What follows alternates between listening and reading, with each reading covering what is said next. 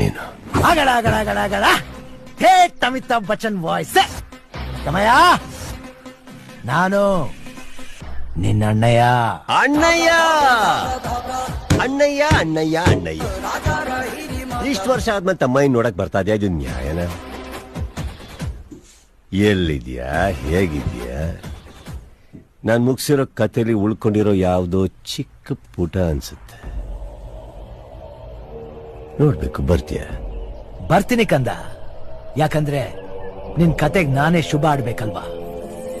ನಿನ್ ಬೇಟೆ ನಂದು ಅಂತ ಆ ಬ್ರಹ್ಮ ಅವತ್ತಿನ ನಾಳೆಯಲ್ಲಿ ಅಚ್ಚಿ ಹಾಕ್ಬಿಟ್ಟಿದ್ದಾನೆ.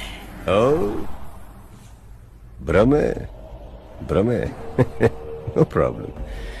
ಆದ್ರೆ ಒಂದು ಚಿಕ್ಕ ಕರೆಕ್ಷನ್ ಅಣ್ಣಯ್ಯ.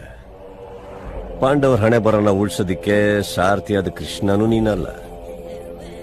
ನೀನು ಬೆರಳನ್ನಿಟ್ಕೊಂಡು ಓಡಾಡೋ ಅರ್ಜುನ.